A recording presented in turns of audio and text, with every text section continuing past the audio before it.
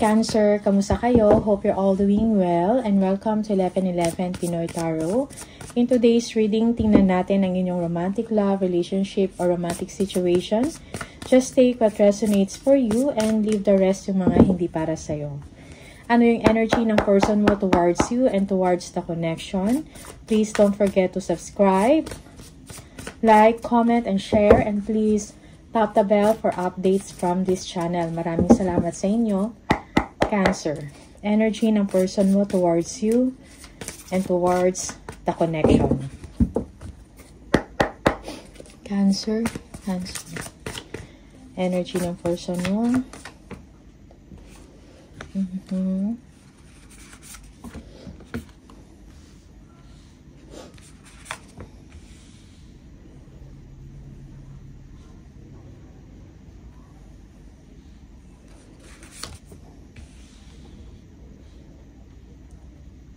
Merong resurgence of a relationship dito or renewal ng isang relasyon or pag-iibigan.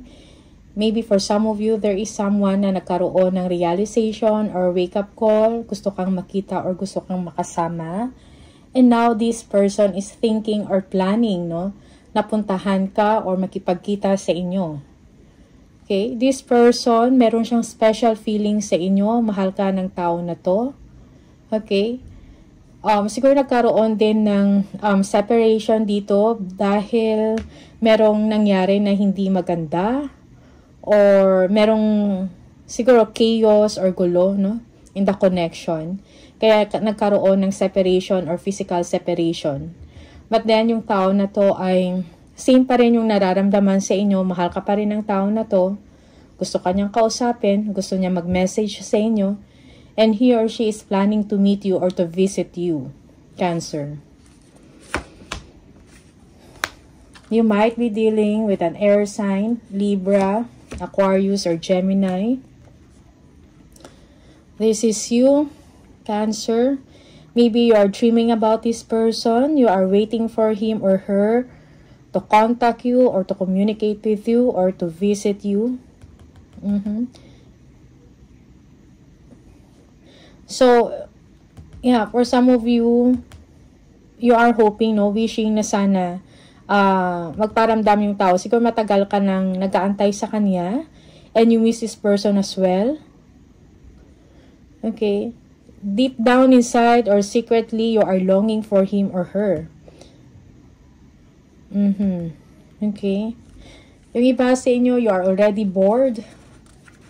At may kailangan kayong sakripisyo na gagawin or you are sacrificing now.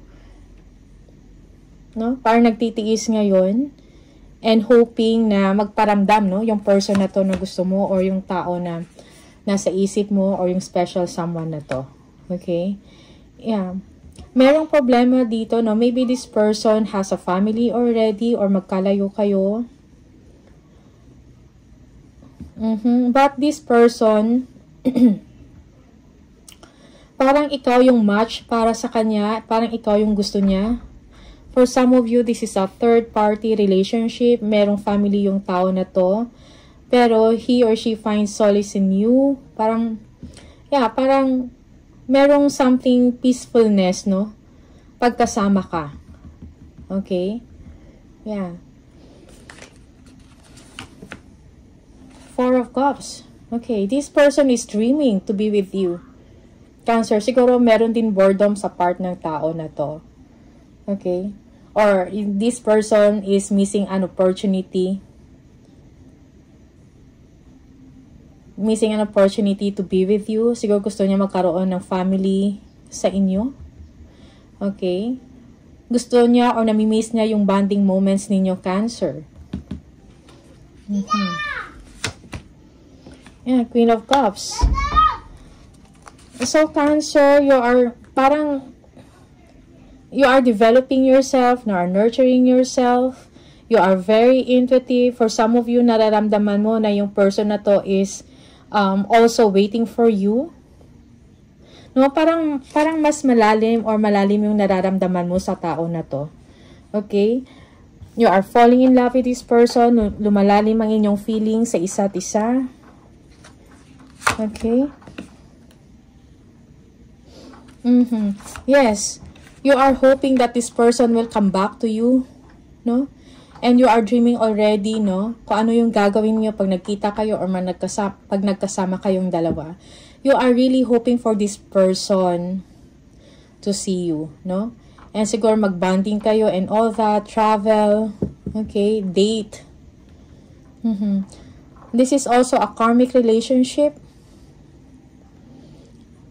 It is meant to give you a lesson when it comes sa love relationship or sa isang situation, no?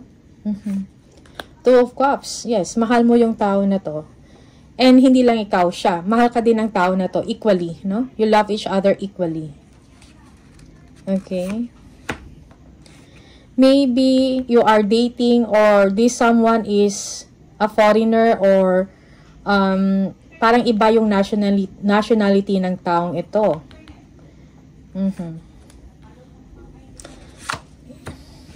Okay, this person, maybe, pag nagkita kayo, he or she wants to invite you for something, bonding, merong intimacy dito. You miss each other very much, merong flirtations dito. Something like that, no? Mga intimate moments. So, this person wants to have that moment with you, Cancer. And you, and ikaw, ganun din, no? Likewise. Yeah, merong compatibility dito. So, enjoyment, bonding sa isa't isa. Okay? So, parang milestone moment sa inyo to pag nagkasama or pag magkasama kayong dalawa. There is trust, happiness, no? You love each other, you enjoy each other. Kahit kayong dalawa lang, parang okay na. No, it's like, parang hindi nyo na kailangang lumabas pa. Something like that. Okay?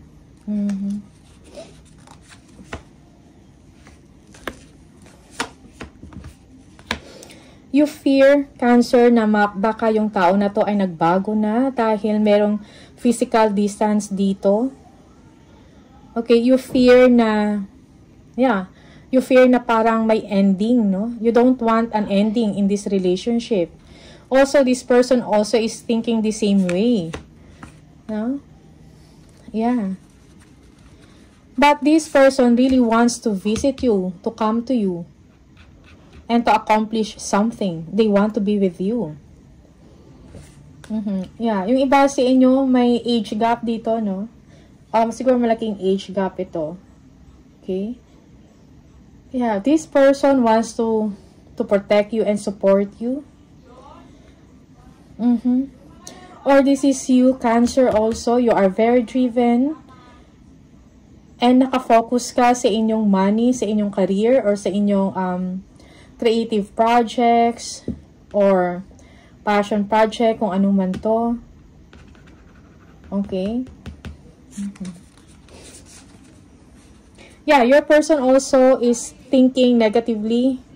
Yung parang may nagbago sa'yo or tinatapos mo na yung relasyon sa kanya. Yun yung iniisip ng person mo. And takot siya na mawala ka sa kanya, Cancer.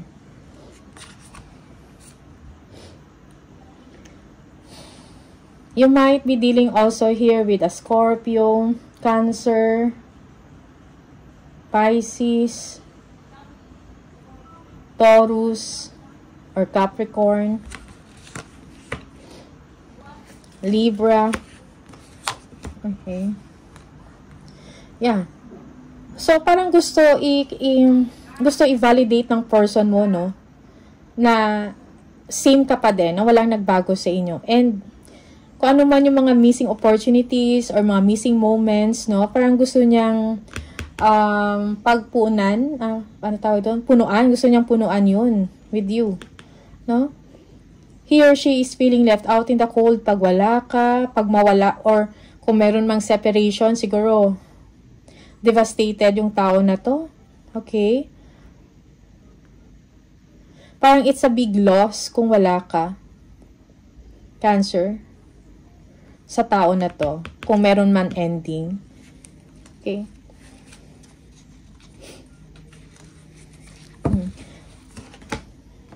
Yeah.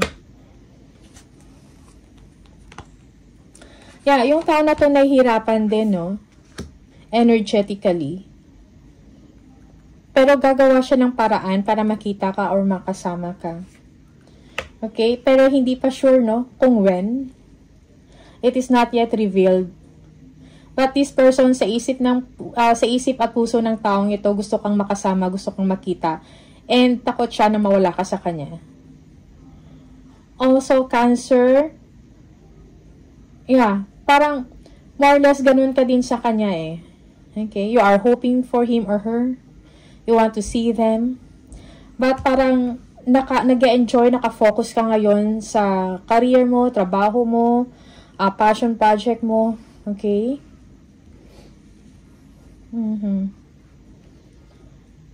Also, this person is intuitive and you as well. Cancer, very intuitive ka.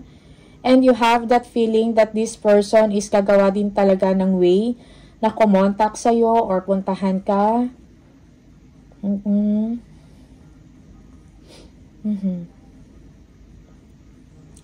For some of you, this person maybe is gaining, parang nagpapalakas pa or siguro stress to sa trabaho, nag-gather lang siya ng strength. No? At naghahanap din ng perfect timing, no? Para makita ka. Okay? Yeah. For some of you, merong distance dito, physical distance or magkalayo kayo. That's why parang pabiyahe pa siya para kitain ka. Alright? The Star. So, wini-wish ka ng person na to. Gusto ka niya talaga makasama. And also, this person is hoping na hindi ka nagbago, na ganun ka pa rin sa kanya, ganun pa rin yung nararamdaman mo towards him or her. Merong spying and stalking. Siguro nakikita ka sa social media or nag-check na inyong profile. Also thinking if, kung may nararamdaman ka pa ba sa kanya or hindi, no? Yeah, maybe this person is going to call you or send you a message. Okay? Yeah, this person is planning, pero medyo mabagal, no? Or it will take time pa siguro para kitain ka nito. Also, this person is seeing you na parang you are doing well sa work mo. Merong progress sa inyong ginagawa. Sa inyong creativity, sa talent mo, sa skills mo. Ten of Swords. Yeah, so this person is, ayaw niya na mawala ka sa kanya. Ayaw niya na magkaroon kayo ng hiwalayan. Okay? Naisip ka ng tao na to palagi.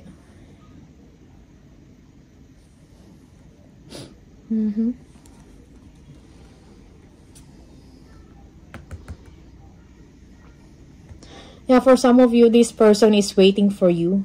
Huh? Parang nag-aantay siya na parang ikaw yung kumontak, ikaw yung maunang kumontak sa kanya or mag-message. Because this person is thinking that you are, parang lumalayo ka or parang ina-avoid mo siya. Yeah. Okay? This person is feeling broken. Waiting for you, spying, stalking, wishing na sana naalala mo din siya, kumonta ka, kumausap sa kanya, or ganun pa rin yung nararamdaman mo towards him or her.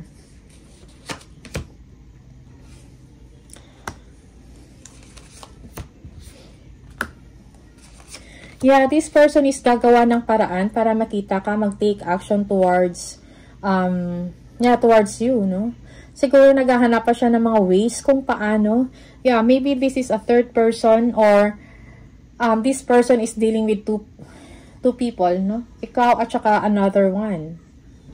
Maybe, as I've said earlier, parang meron ng family yung tao na to. Or in a relationship din at saka you. So, just, minsan baliktad yung role, no?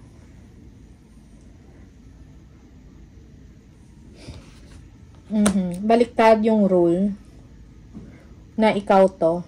Okay? Yeah, but this person really wants to have a new beginning with you. Okay?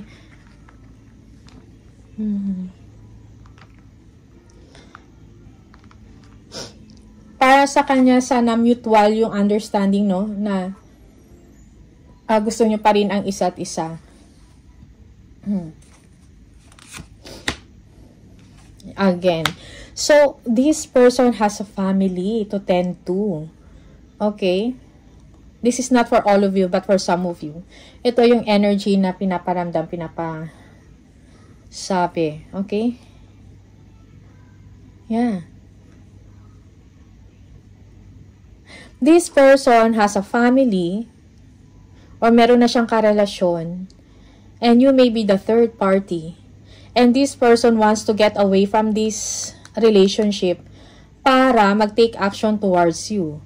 So, yung tao na to, para naghahanap ng option, nagpaplano to have a solid foundation with you or to lay a foundation with you, Cancer.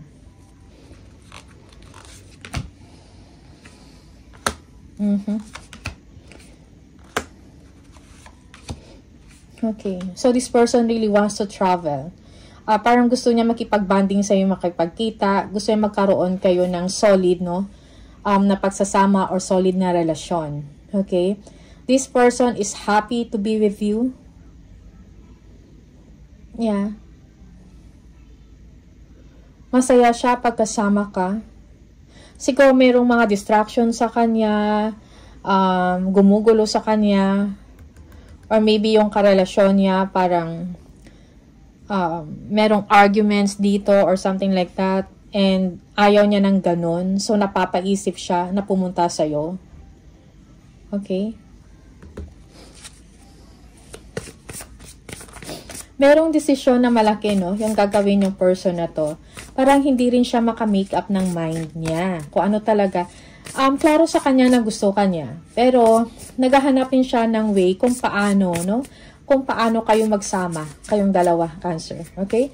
This is for some of you.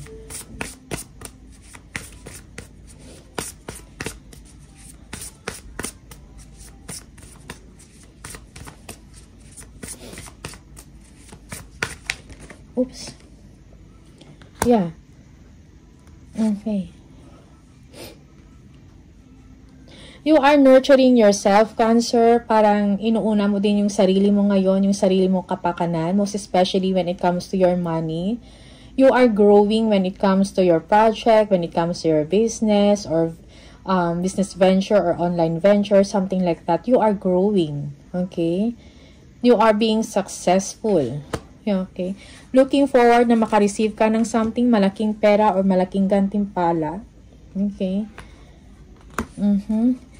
You are also thinking about this person. Maybe this person that you are connecting with or that you are dealing with is a womanizer or yeah, malakas yung appeal, no? Yung charisma. Yeah, hindi lang ganun. Yeah, hindi free yung tao na to. Parang komplikado yung sitwasyon. Parang may problema. But you really want to be with this person also, Cancer. Maybe you are just waiting for him or her to do the first move, to communicate with you, no? Or to invite you.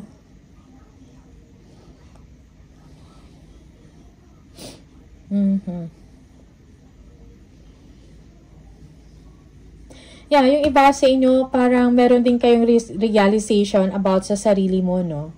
Parang nagbago din yung mga priorities mo in life. Parang kung dati, number 1 sa listahan mo yung relationship o yung person na to, ngayon parang pumapangalawa na lang. Kasi parang nakafocus ka ngayon sa ambition mo. Ang yung drive mo ngayon is nasa career, sa trabaho, creativity. Okay? Yes, see? So, yeah, focusing ka kung paano mag-grow yung money mo, paano ka maging successful, and parang non-stop yung pag-iisip mo of other ways to improve your work, to improve your project or business venture. Basta may kinalaman sa finances or sa kaperahan.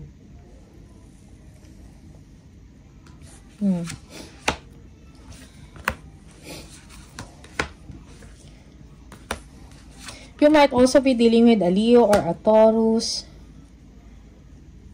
Okay. Yeah.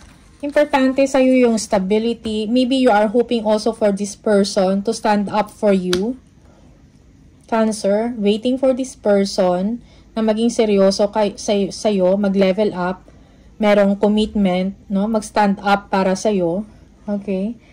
And you are waiting for this person for a long time.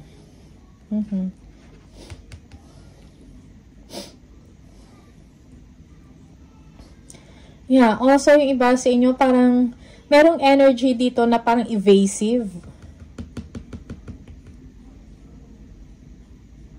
No? Or maybe this person that you are connecting with, or ikaw, no? Again, money is important to you.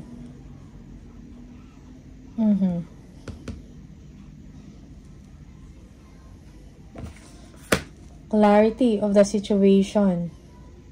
When it comes sa kaperahan mo, merong victory. When it comes sa mga projects mo or business venture, creative project, no? Merong breakthrough dito sa'yo sa inyong ginagawa. Merong success. Okay? You are making good decision. Parang nakafocus, you are holding on tight to your energy, to your money. Nakafocus ka success monetarily. Okay? Yeah.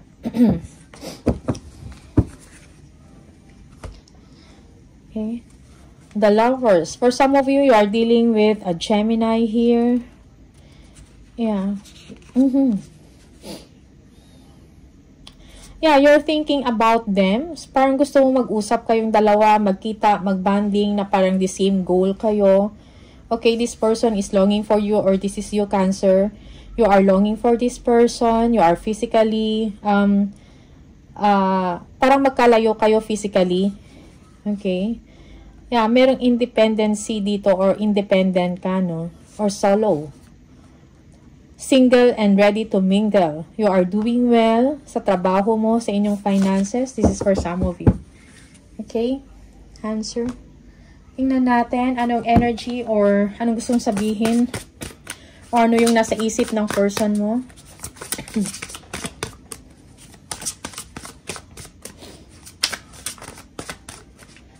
Anong nasa isip ng person mo, Cancer? Cancer. Oops. Okay. One more. Oops. So, I cannot express myself, no? Yun na nga. Hindi ma-express ng person mo kung ano yung nararamdaman niya sa inyo. Siguro meron din pride dito sa person na to or healing pa siya. Okay?